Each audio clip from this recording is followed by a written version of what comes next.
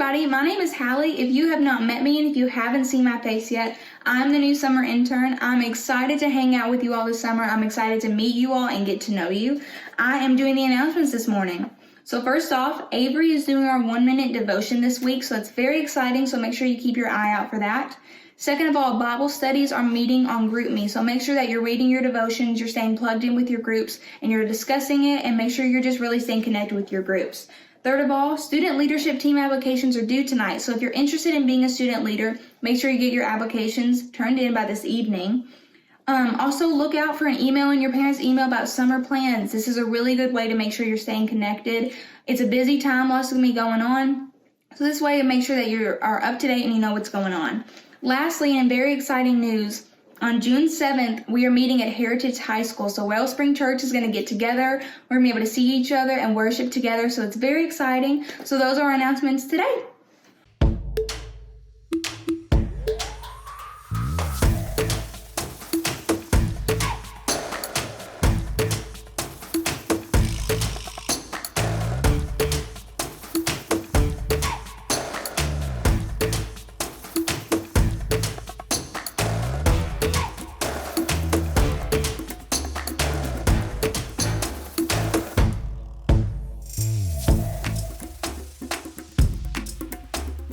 Whether we're watching Kevin and Randall brawl it out in front of a house on This Is Us, or maybe we're watching Kristoff and Anna try to figure out their relationship and get married in Frozen 2, or maybe we're watching Phineas and Ferb with Phineas' sister constantly trying to bust the brothers, we know that confrontation and conflict are everywhere.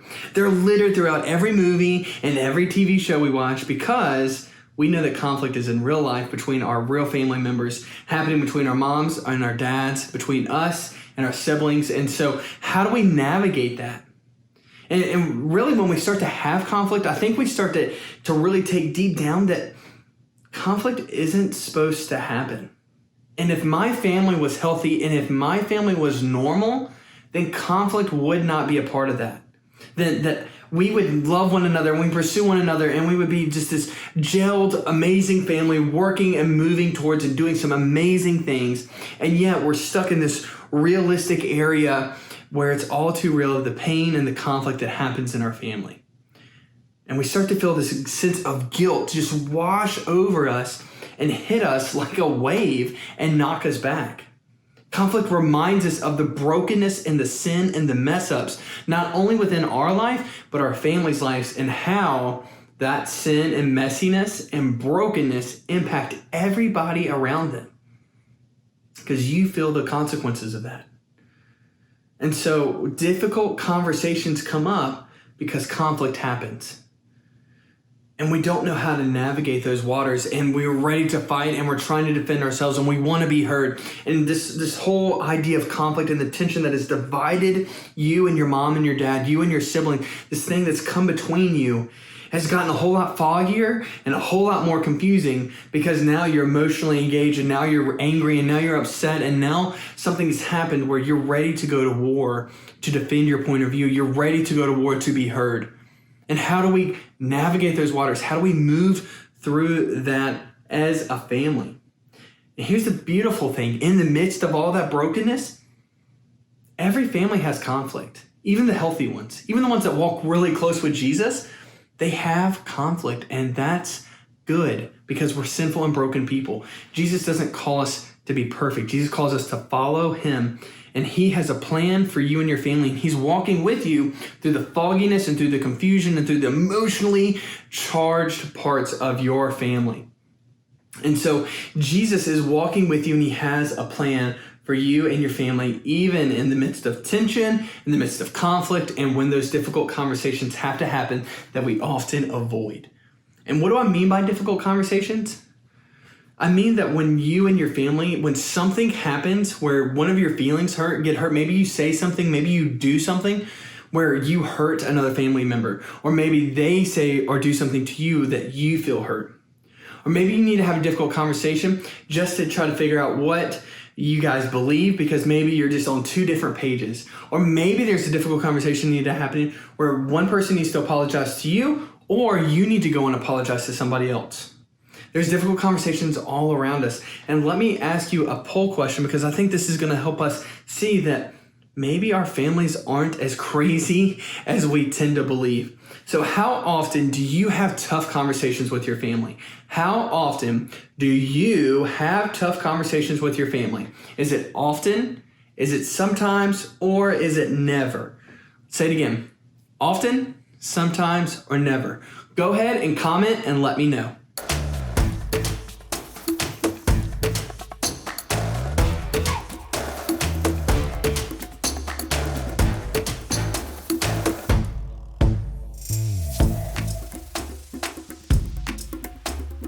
All right, thank you so much for commenting. I know for Victoria and I, we have intentional hard conversations a lot. And I'll tell you why in a minute, but let's go ahead and ask the next question. How much do you enjoy having those tough conversations? How much do you actually enjoy having tough conversations with your family?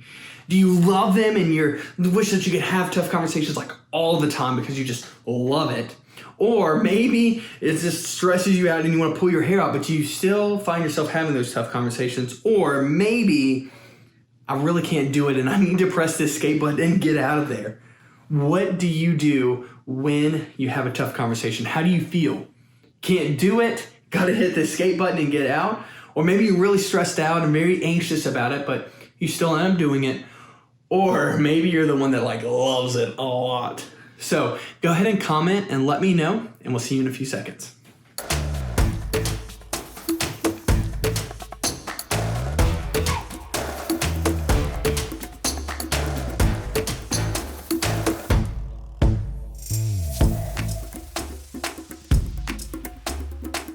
Thank you guys so much for sharing. I know for me, I tend to not really enjoy those conversations, but I still have them. I know I can be anxious, I can be stressed out about having it, but I'm still gonna have that conversation because I value the relationship more than whatever it is I'm freaking out about, more than my stress, more than my anxiety. I'm gonna have that difficult conversation because I value the relationship above that. And so that's where I kind of land on that. For Victoria and I, though, it's been really crazy because our families avoided conflict like crazy.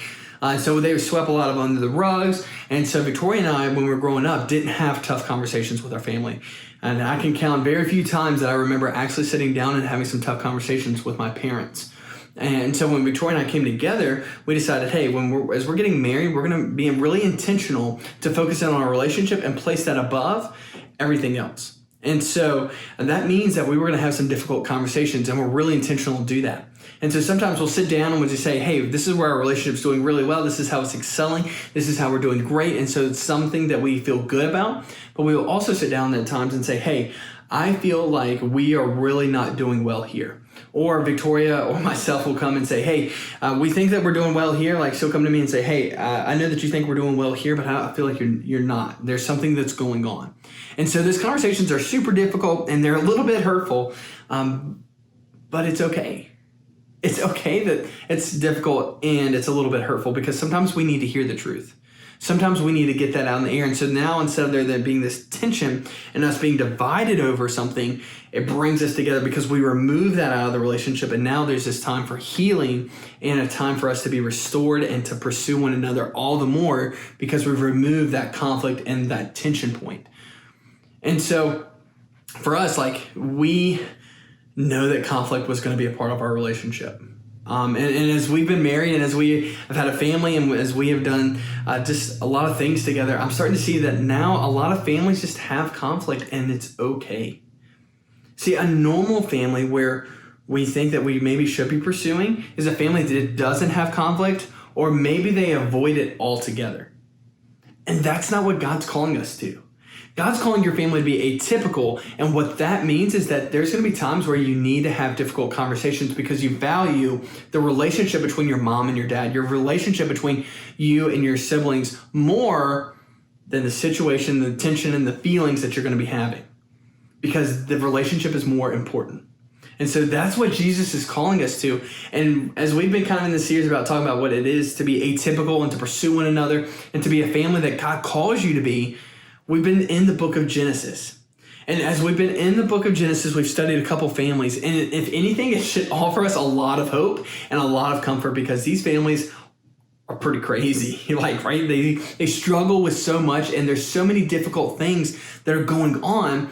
And so Jesus is showing us, God is showing us that it's okay to have conflict, and God can still work in the midst of that. And so now we're looking at a family named Isaac and Rebekah.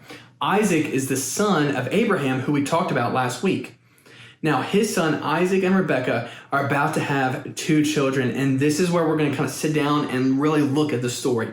They're about to have a son named Jacob and a son named Esau. They're going to be twin boys, and they're about to be born. And so that's where we're going to pick up. We're going to pick up in Genesis 25, 21 to 34. Hallie, would you please go ahead and read that for me? This is 25, 21 through 34. Isaac prayed to the Lord on behalf of his wife because she was childless. The Lord was receptive to his prayer, and his wife Rebekah conceived. But the children inside her struggled with each other, and she said, "Why is this happening to me?" So she went to inquire of the Lord, and the Lord said to her, "2 nations are in your womb, 2 peoples will come from you and be separated. One people will be stronger than the other, and the older will serve the younger." When her time came to give birth, there were indeed twins in her womb. The first one came out red-looking, covered with hair, like a fur coat, and they named him Esau. After this, his brother came out, grasping Esau's heel with his hand, so he was named Jacob.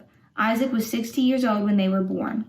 When the boys grew up, Esau became an expert hunter and outdoorsman, but Jacob was a quiet man who stayed at home. Isaac loved Esau because he had a taste for wild game, but Rebekah loved Jacob. Once when Jacob was cooking a stew, Esau came in from the field exhausted. He said to Jacob, "Let me eat some of that red stuff because I'm exhausted." That is why he also named Edom. Jacob replied, "First sell me your birthright." "Look," said Esau, "I'm about to die, so what good is a birthright to me?" Jacob said, "Swear to me first." So he swore to Jacob and sold his birthright to him. Then Jacob gave bread and lentil stew to Esau. He ate, drank, got up, and went away. So Esau despised his birthright. Thanks, Hallie. That is such a crazy story, right? There is competition, there is jealousy, there is deception, there is conspiracies, there's costumes, and there's heartbreak, and even later in the next chapter, there's soup. This story and family are filled with cruelty, deceit, and hurt. This family has a lot of issues and a lot of things that have come between them. You see that Jacob and Rebekah are on one team, and Esau, his brother, and the dad, Isaac, are on the other team. The family's divided, and so Jacob and Rebekah decide that they're going to try to steal the birthright and get all these blessings, all of the money from the family. They're going to try to get that to Jacob instead of Esau because it rightly belongs to Esau. And so Jacob and Rebekah plan this crazy thing with costumes, and they take what was rightfully Esau's. Esau flips out and starts to chase his brother, and Jacob eventually has to leave for his life, fleeing, and he flees his dying dad, his mom, and a very vengeful and angry brother. And so as the story keeps going on, like eventually Jacob gets married, has his own kids, and now God has called him and doing some amazing things in his life. And as he's doing that, God's starting to work within his heart, and God is bringing Jacob back from that, back to his family, back to his land, and now he's going to meet Esau. And so what's happened is that as he's gone to meet Esau, Jacob has sent his servants to go and meet Esau, and Jacob's going to try to buy Esau's favor, not trying to be best buds with him, but hey, just please don't kill me when I come.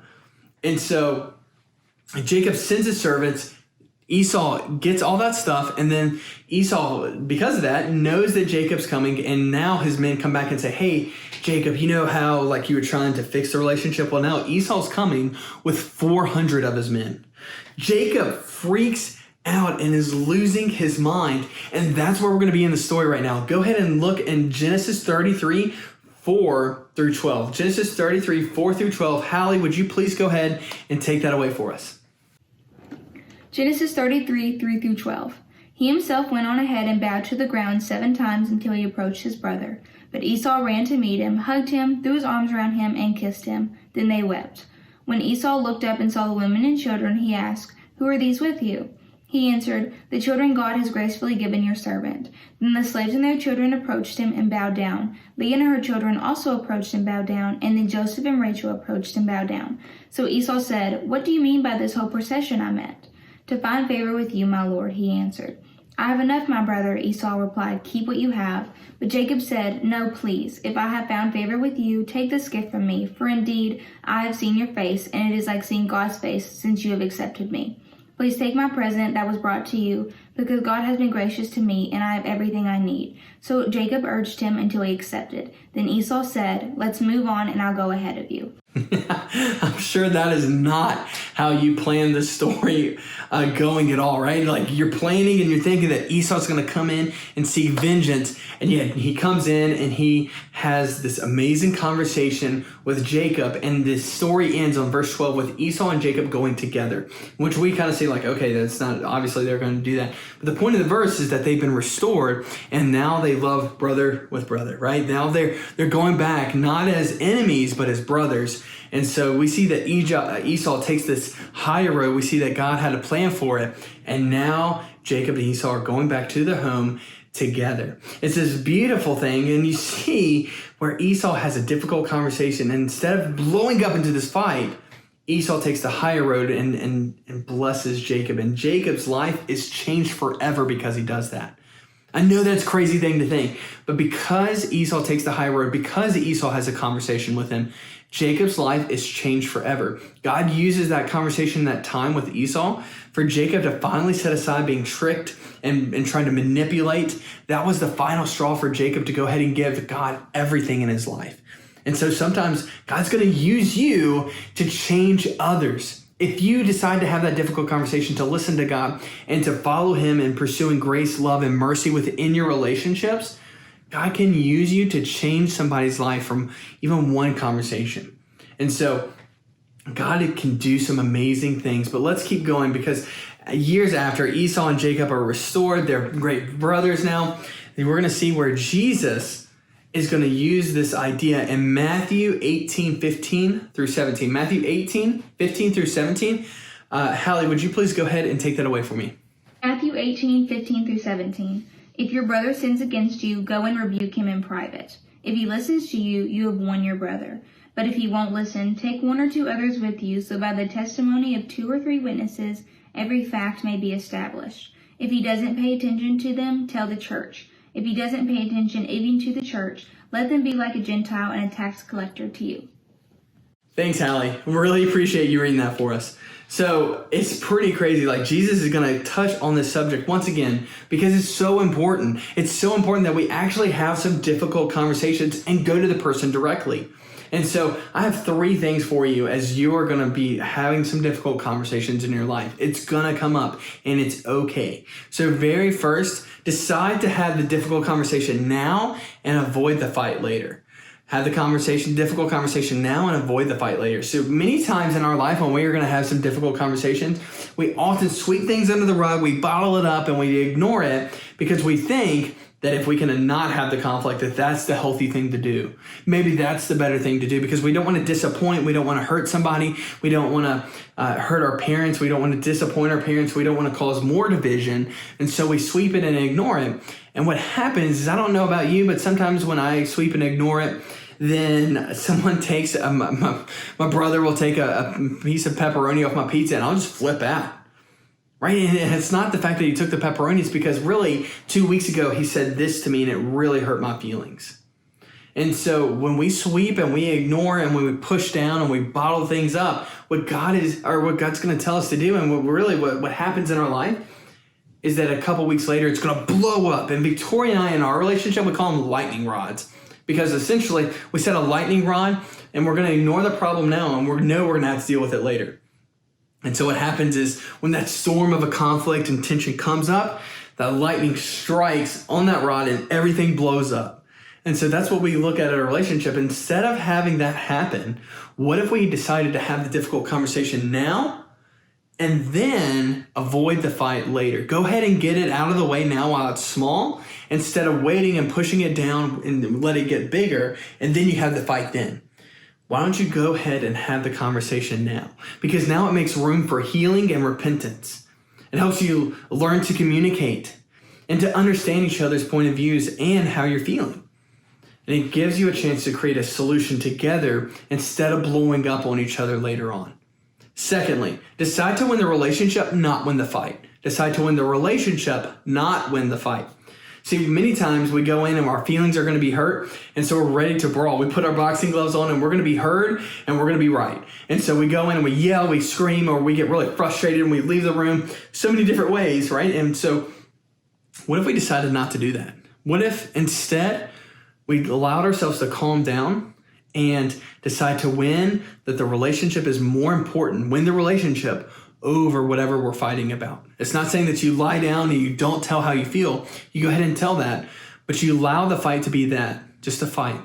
The conflict and the tension just to be that. Don't let it define your relationship. Don't let it be the thing that's going to forever change your relationship. Put your relationship first, and then whatever you're talking about and the issues that are coming up, the tension that's there, the conflict that's there, and put those second. Put your relationship first. Don't try to go in and completely level and wipe out your friends or wipe out your mom and dad, wipe out your siblings. Don't try to completely destroy them. What if you came in with some grace and mercy and said, hey, I love you, mom and dad. I love you, brother and sister. And because of that, I'm going to come in at this not trying to win the fight, but trying to bring us closer together, to remove that tension and bring us closer together. Maybe we go in and we ask, hey, can we talk about what happened? Or maybe we're going to be patient, allow our mom or dad or our siblings to talk about what they feel and what they're going to do. Or maybe we're going to be listening and actually listen and sit down and hear someone else's perspective. Maybe we're going to be honest about what you think and about how you feel about a situation instead of stuffing it. Maybe you're going to also admit when you're wrong. That's a difficult one, right? Like we don't like to admit when we're wrong. And Jesus is calling us to be humble and say, hey, maybe I'm wrong, but because I value our relationship, I'm going to pursue our relationship above this fight. All right, lastly, restore what was lost. I know this is crazy, but whenever there's a tension and whenever there's conflict, whatever your relationship was before, it's not the same now. There's a tension between you. You've gone like this to this. There's this division and there's this division and something is between you, which means you've lost a part of your relationship. That's okay. Go ahead and acknowledge and admit that that's there. And then when you go in and you try to go ahead and have that difficult conversation now and not have it later and avoid the fight later. And when you try to put the relationship above the fight, then you're able to restore what was lost. Maybe you and your friends, or maybe your brother and sister, or maybe your mom and dad used to be really close, but then there was this thing that came between you. And it was like this, and as time went on, it was a further division. And you two are not on the same point anymore. But when you resolve that conflict, you remove this tension, you take it out, and there's healing that starts to take place, and you can restore the relationship back to what it was, and even maybe better than what it was before the conflict. And so you need to go in ready to put the relationship first and to have hopes and prayers and looking to Jesus and saying, God, please restore what was lost between my mom and dad. Please restore what was lost between me and my brothers and sisters. Restore and help us come back closer, pursuing one another and loving one another like you would have us do. That's what Jesus is calling us to. That's when Jesus says that, hey, don't go talk to others. Don't try to make a big deal. Go directly to the person because that relationship is number one and that's key in your life. So I'm going to encourage you to do a couple different things. Firstly, this week, I know that we've been looking, and each week I'm challenging you with something, but go ahead. I'm going to give you some time to think about a tough conversation that needs to happen. Something, maybe it happened today. Maybe it happened a couple weeks ago, or maybe it's one of those things that happened a couple months, or maybe even a couple years ago that you're still holding on to, and maybe that person's moved on, or maybe they haven't. But you need to have that tough conversation. You need to go to your mom. You need to go to your dad. You need to go to your brother. You need to go to your sister and say, hey, what happened was not okay. I'm feeling this and I don't know what to do. Go ahead and have that conversation now so that you can restore that relationship and restore what was lost in that. Secondly, go ahead and decide to start praying about it now. As you're going to set that date and say, hey, in 3 days, I'm going to go ahead and make sure that I'm talking to my mom or dad. I'm going to set that date in my mind so I know that I have it. And then take that time to pray for you and whatever happened. Take time to pray for the situation. Take time to pray for your heart. Take time to pray for the other person's heart and say, God, resolve this conflict in a way that only you can. That's the two things that I want you to do this week. Resolve to have a difficult conversation, and that's okay. God is calling you to it. and look to Jesus to do what only he can. Look to Jesus to bring grace and mercy and love into your life, into that relationship, and to bring healing and restore that relationship in a way that only he can. And so that's what Jesus is calling you to do. That's what I have for you guys now, and I'm going to encourage you for the next 30 seconds or so. Think about that. Think about the conversation you need to have and start praying about it. So go ahead and do that now.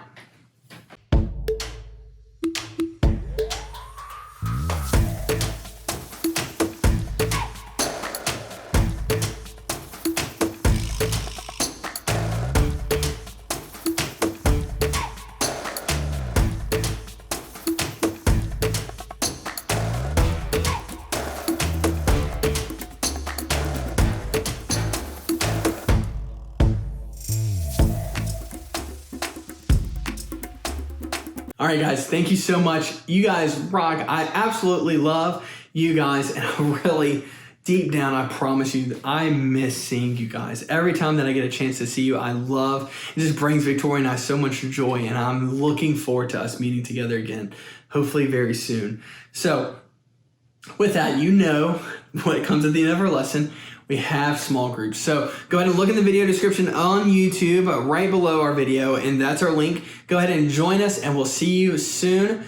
Peace, guys. Love you.